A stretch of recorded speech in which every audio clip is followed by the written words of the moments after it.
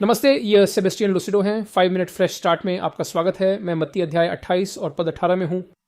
ये कहता है, और यीशु उनके पास आए और उनसे कहा, स्वर्ग और पृथ्वी पर सारा अधिकार मुझे दिया गया है, इसलिए जाओ और सभी राष्ट्रों को शिष्य बनाओ, उन्हें पिता, पुत्र और पवित्र आत्मा के नाम में बपतिस्मा दो, उन्हें उन सभी बातों का पालन करना सिखाओ जो मैंने तुम्हें आज्ञा दी है। एंड मेस्ट दुमॉर्स ट्रैक्स इस अंत तक।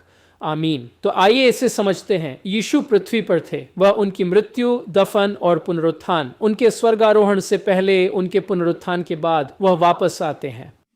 पर सांस लेते हैं। यह यूहन्ना के सुसमाचार में पाया जाता है। वह उन पर सांस लेते हैं और कहते हैं, पवित्र आत्मा प्राप्त करो। वह हमारे साथ लगभग 40 दिन रहते हैं, पुनरुत्थान और पेंटेकोस्ट से 10 दिन पहले। पेंटेकोस्ट के दिन पवित्र आत्मा हम पर आता है।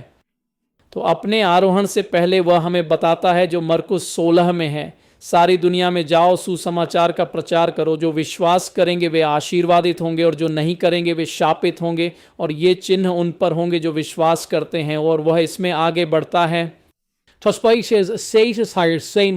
So Johannes sa meisters då Jesu var rätt västeres की förbättern हमें सौंप रहे थे।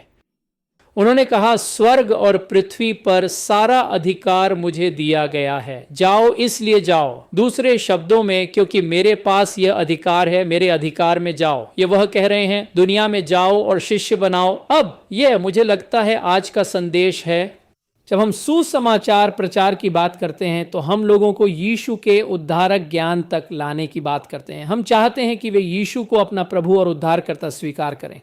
बस इतना ही नहीं है। दूसरे शब्दों में, उन्हें प्रभु और उद्धारकर्ता के रूप में स्वीकार करना मुझे नहीं लगता कि आपको स्वर्ग ले जाता है। मुझे विश्वास है कि उन्हें प्रभु और उद्धारकर्ता के रूप में स्वीकार करना, क्योंकि आप उनके लिए प्रभु और उद्धारकर्ता के रूप में जी रहे हैं।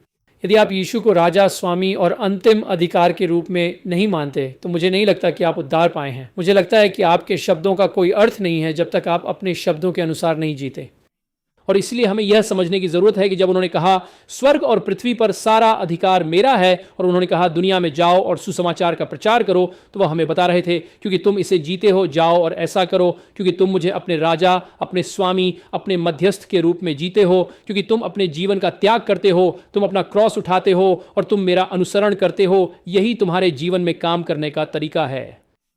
जाओ और शिष्य बनाओ। देखो, हम चाहते हैं कि लोग धर्मांतरित हों क्योंकि वे इसे स्वीकार करते हैं। हमें धर्मांतरित बनाना चाहिए क्योंकि वे अब इसे जीते हैं। यही अंतर है। ये बड़ा अंतर है दोस्तों। मैं आपको बताता हूं, कई लोग सोचते हैं कि वे स्वर्ग जा रहे हैं, लेकिन नहीं जा रहे हैं क्योंकि वे वचन का पालन नहीं कर रहे हैं। आप जानते हैं, उन्होंने इसे मत्ती 7 में बहुत अच्छे से कहा। उन्होंने कहा, हर कोई जो मुझसे कहता है प्रभु प्रभु, या हर कोई जो मुझे प्रभु प्रभु कहता है, स्वर्ग के राज्य में प्रवेश नहीं करेगा, बल्कि वही करेगा जो मेरे पिता की इच्छा है। उनके पिता की इच्छा का पालन करना आज्ञाकारिता है, यह वचन को जीना है। वह यहाँ यही कहते हैं। वो कहते हैं, उन्हें यह सिखाओ कि मैंने जो कुछ कहा है उसका पालन करें। परमेश्वर के वचन को लो और उन्हें इस पर विश्वास दिलाओ कि वे इसे जी रहे हैं। याकूब कहते हैं, कर्मों के बिना विश्वास मृत है। यह विश्वास नहीं है। यदि आप परमेश्वर के वचन को नहीं जी रहे हैं तो आपके पास विश्वास नहीं है, और इसलिए परमेश्वर के वचन को जियो। परमेश्वर के वचन के प्रति आज्ञाकारी बनो। इसे कहना इसका मतलब नहीं है, इसका कोई मतलब नहीं है। यह कहना कि आप यीशु से प्रेम करते हैं कुछ भी नहीं कहता। यीशु ने कहा, यदि तुम मुझसे प्रेम करते हो तो मेरी आज्ञाओं का पालन करोगे। आज चर्च से एक बड़ा हिस्सा गायब है। हम केवल कह नहीं सकते, हमें इसे जीना होगा, और यदि हम इसे जीते हैं तो हम इसे कर रहे होंगे।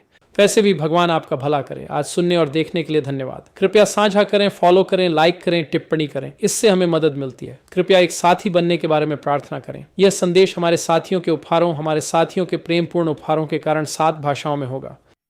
हमारी वेबसाइट पर जाएं, ये आपके शिक्षण के विवरण में है, और एक आवर्ती उपहार दें। भगवान आपका भला करे। आपका दिन शुभ हो। देखने के लिए धन्यवाद। आज देखने के लिए धन्यवाद। सूचित रहने और मंत्रालय के साथ खड़े रहने के लिए watchandsofttruth.com पर जाएं। आपको मुफ्त संसाधन, पूर्ण शिक्षण श्रृंखला और सुसमाचार फैलाने में हमारे साथ साझेदारी करने के तरीके मिलेंगे। आज ही watchandsofttruth.com पर दान करें।